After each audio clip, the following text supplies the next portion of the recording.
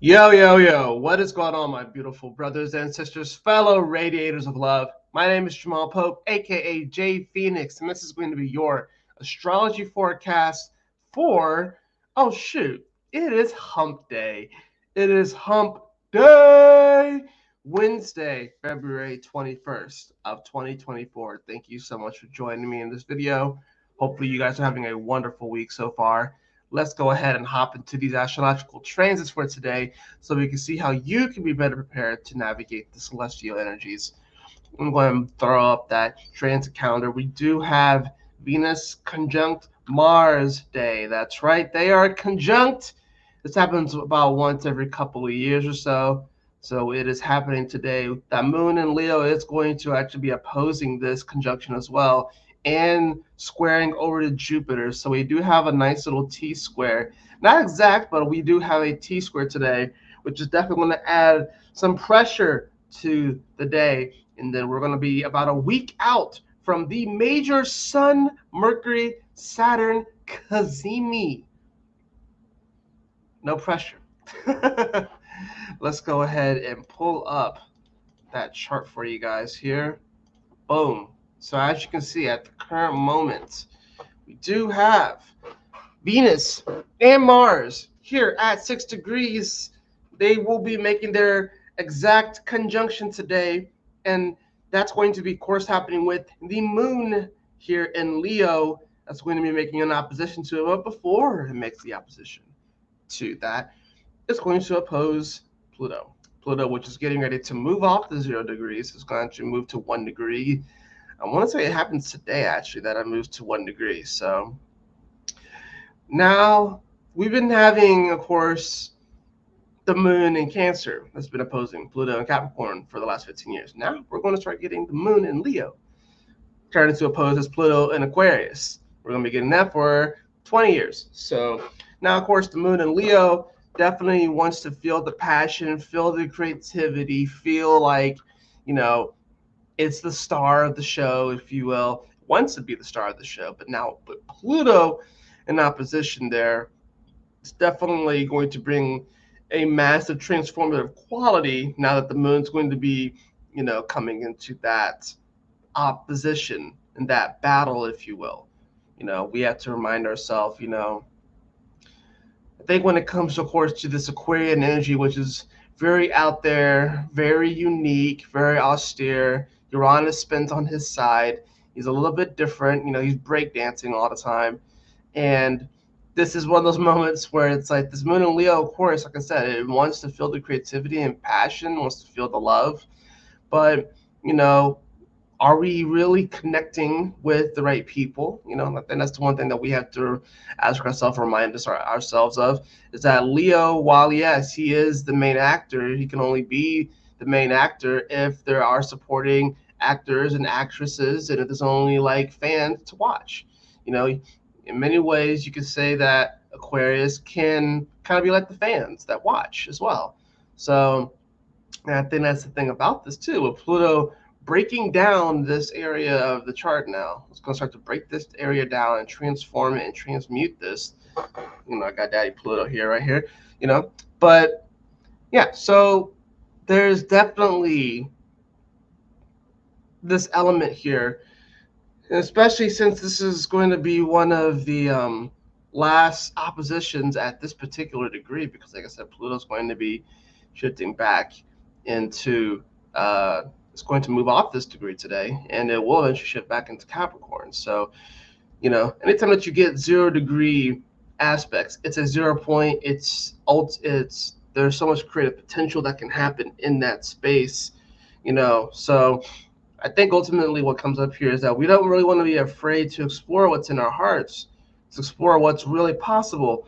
Pluto here, I believe, is teaching us to allow our true, unique, authentic self to shine and not be afraid to put ourselves out there on the stage with that moon in Leo.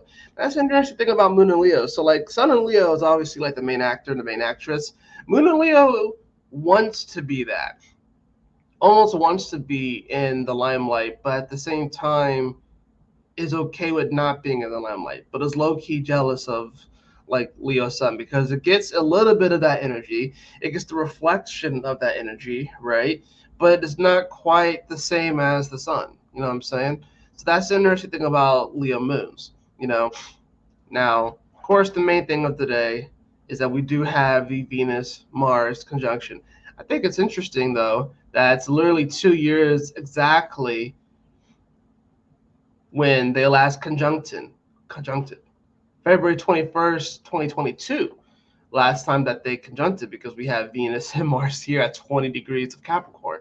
So I think it was interesting how literally 2 years later, exactly, we're getting this again. So now, of course, today we're going to see them make their conjunction. Of course, Venus is faster than Mars, so it is gaining up on Mars, and we're going to see them fully conjunct come the evening. Really, it's kind of, they're going to be conjuncting throughout the day, and into Wednesday.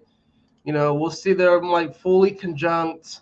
What is this, 2:21 a.m. Thursday, right? And by this time, the moon would have already opposed their energies, and it would have also come into the square with Jupiter. So that energy is going to be pretty much building up throughout the day.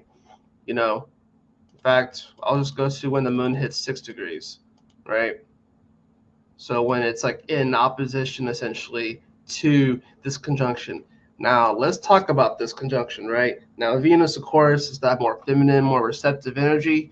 Mars is that more masculine, more giving, more protruding kind of energy, right? Okay, so they're having sex right now, right? Venus and Mars are having sex right now, right? Which means that something is going to be created from this spot, especially considering the fact that the moon is going to be opposing this spot too. But they are having sex right now. Something's being created from this spot and then this energy. Now, I think with the square to Jupiter that we have here, yes, it's not exact, but they are going to be squaring Jupiter as well as they move along, as they move with each other, right? And of course, the moon is going to square Jupiter as well, although that's more of a Thursday aspect. Yeah, this is definitely one of those moments where, you got to think about it. Venus rules where the south node is. Mars rules where the north node is, right? Venus also is a traditional ruler of Taurus, which is where Jupiter and Uranus are right now too. So there's definitely a lot of things coming up about relationships, value, money, and then of course Mars here. There's a lot of things that are going to be coming up about who we are, and it's in many ways the wounding to who we are. The things that have happened that have kind of shaped and morphed us into who we are right now, the different experiences, the different things that have happened, and what actions we have taken that have contributed to who we are right now. They're coming together here at this degree, which is a very Venusian degree, mind you, although it's really close to about 7 degrees. But this is definitely a very cosmic spiritual union that we are having with Venus and Mars. I think with the opposition with the moon, yeah, we want things to feel more Leo-like right now. We're wanting things to feel more more shiny, more creative, more beautiful. We want to feel the romance here, right? Leo's very romantic, right? Aquarius, though, this almost feels a little, especially coming off of Pluto, especially coming off of Pluto, and especially with a square that it's experiencing to Jupiter. This doesn't feel like the most romantic union between Venus and Mars. Not really. It almost feels slightly business-like. It almost feels like it feels like it's ordained by the universe, right? That's what it more so feels like. And I think that's what we can be looking at. We can be looking at our life, wanting our life to look a little bit more romantic, a little bit more, we want things to look a little bit more like rose tinted glasses and stuff like that too. We got to remember sun is in Pisces, right? But it's also here with Saturn and here with Neptune.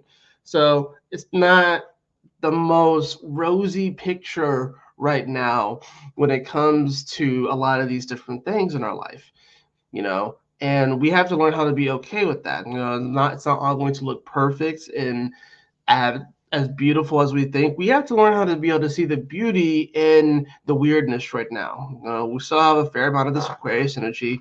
We still have Mercury here. That's in Aquarius too. And like I said, it's an air sign, so it feels good, but it's about to come into Pisces where it's in its fall. So Mercury doesn't really have much time left before it's under freaking water, and it's trying to speak underwater. It's like that's where Mercury is about to head to, right? So that's the interesting thing about this. One thing I kind of hope with the whole Venus Mars thing, this conjunction, is that maybe we can finally put to rest a lot of the freaking like male versus female podcasts that we've seen over like the last couple of years.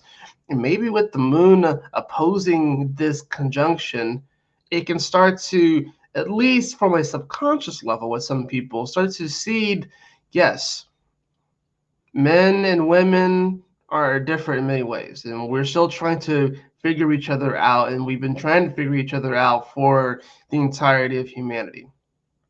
We can point fingers, we can blame, we can, do all these different things with the Chiron North Node stuff, right? We can do all these different things, but ultimately we have to learn how to be able to coexist and live together. And we also have to realize that, a lot of the roles that men and women have had have shifted in many ways, you know what I'm saying? And there's nothing wrong with that. I think there's some traditional elements of masculine and feminine, the masculine and feminine energy that are things that we should not turn our backs on. But I also believe that we can't just go back to exactly the way things were before, because they weren't ideal for either gender. Despite what people may want to say, despite what people may want you to think or feel about the past, whatever like that it wasn't necessarily ideal for either gender, going back exactly to the way things were 100, 200 years ago, as far as like the roles of men and the roles of women. So I think it's good that we have a moon in Leo that's opposing this spot, because yeah, we can be looking at this through such a very hyper romantic, idealistic lens. But like I said, Jupiter is kind of keeping us, Jupiter is kind of keeping us honest here with the square to these energies, right? Jupiter is kind of keeping us a little bit honest. Pluto is keeping us a bit honest. What Venus and Mars haven't gone over, they're still gaining their energy. Like they're not that far off from the conjunction to Pluto as well. So they both had to go through a major transformative moment before they hit their conjunction anyways. So that's the thing about this. If you go back, like I said, about a year or so, when they conjuncted here in Capricorn, which looks like they conjuncted at around 21 degrees actually when they came to their full conjunction, they hadn't crossed over Pluto. You know what I'm saying? So this time they did. So it's a little bit different. Transformation is definitely a bit different. It was almost more of like an initiation, if you will, them going through this. So there is a revived quality to the masculine and the feminine energy that's going into this conjunction, which is why, we really have to, consider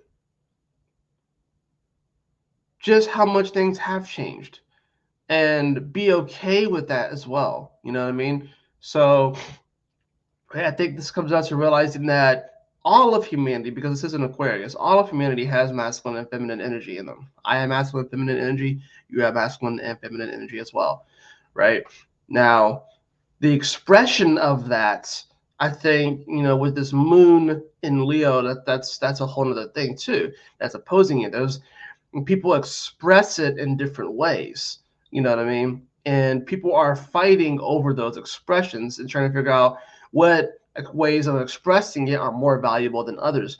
That is the square to the Jupiter energy, right? Because Jupiter is going to take these things and is going to expand them and blow them up and make them bigger, right? But like I said, and that's what we are in many ways are experiencing right now, is people taking these things and blowing them up and making them bigger and even a little bit more hyperbolic. And some people don't necessarily know how to deal with that. They don't necessarily know how to deal with these aspects of the masculine and feminine energy and how people are expressing them and making them bigger and bolder. You know, this is Leo energy. This is all fixed energy. So it's very bold, right? It's very bold. The colors are very, very deep, and they're very, very much so like in your face. And that's fixed energy, right? So a lot of people don't necessarily know how to deal with that, right? Now, we still have to remember that this Chiron and North Node are still conjunct. Yeah, they are separating, but they're still on the same degree. And they will be on the same degree until Monday. So we still have some time until that comes to its conclusion. And we will see the moon that makes a trine over to this energy tomorrow. But, you know, we still have to remember that that the boldness that a lot of people are expressing when it comes to the feminine or the masculine or both, you know, especially being an Aquarius, this definitely brings about a very androgynous kind of energy. Yeah, they are having sex, but being here in Aquarius, it definitely brings about a very androgynous kind of energy as well, right? So, but a lot of times that people may overly identify with their wounding or their traumas that may have contributed to them expressing, you know, in a bold way, either more the masculine or more the feminine. And because this is Aquarius, you know, it may go counter to what they were born as. It may go counter to what may seem like obvious to other people. You know what I'm saying? So like I said, a lot of these roles, a lot of these dynamics have shifted, and we're coming into this new era, if you will. And a lot of people don't necessarily know how to deal with it. You got to remember too, guys, like we had Neptune, and at one point we had the Neptune, Uranus, you know, they were traveling together in Capricorn in like the 90s, whatever like that, and then they moved into Aquarius and stuff like that. There are some people here that are meant to shift a lot of these, you know, socio dynamics between people, and are shifting them forever, you know. And it may seem weird and austere and out there and different, and some people may think that these people are delusional, but they are here to literally shift a lot of these things. Sexuality is going to be coming up today with the Venus Mars conjunction very heavily. Sexuality will be coming up today. Right, so that's and especially being here with Pluto. Where Pluto is the ruler of Scorpio, which is sex, right? So like sexuality is definitely going to be coming up today.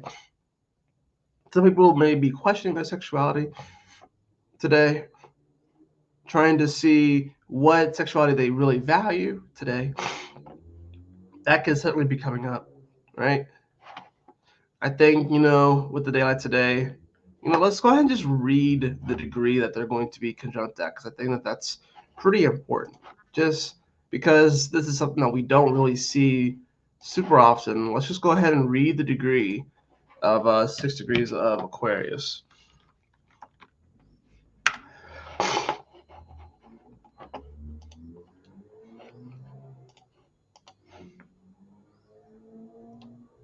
All right, let me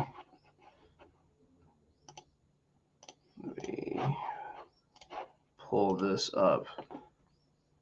Remember how I said that they're having sex, and then literally a child born out of an eggshell? This symbol shows seeing the individuality, beauty, potential, or genius in people, particularly children. Today's indigo and star children fit this description. They seem to come from nowhere and surprise us with their amazing ability to just know things. This child could be quite dependent, may need a lot of care, nurturing, and education, or they can be very independent. It is Is this you or someone around you? Finding new ways of doing things ensures you have the needed materials and resources to nourish this new beginning. Your desire to find your own unique way will give you the ability to find new paths and a new emergence. Transmutation, birth of a new creative or original impulse, expressions of self in a whole new light, incubated ideas coming into fruition, private schools, indigo, or IVF children. Different only to follow fashion, spoilt and naive attitudes, being too precious about offspring, children, or one's creative exploits, mutations, snobbery. Yeah. So yeah, this is essentially speaking to the uniqueness of every child. I would say it really is, and how these new energies that are being born, like the new children that are going to be coming through. Oh my goodness. But like these new energies that are coming through are unique, and these things can be something that are, like I said, they can seemingly kind of come out of nowhere, but there's like this deeper cosmic understanding that is coming from this union. Like I said, this feels more ordained than just random sex between two planets. It seems like this is like there's purpose to this union, and the purpose is to bring in this child born from this eggshell, if you will, to bring in this child that has this creative new original impulse, right? And it's this child that will express itself. It doesn't necessarily have to be a child. It can be an idea, it can be a project, it could be a relationship, but it's something that will express itself in a whole new way, and just bringing these ideas into fruition. And it's going to be a very, very beautiful thing. But like I said, it does very much so feel very much so cosmically ordained. Like this is supposed to happen. Like this is meant to happen, right? Let's go ahead and get into the cards.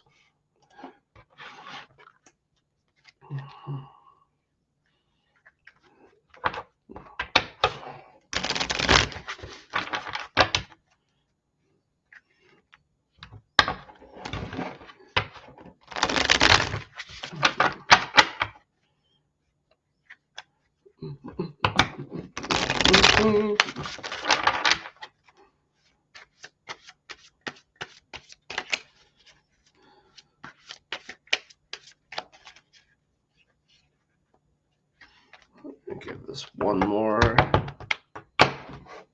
good shuffle. And let's see what we got here for the cards for today.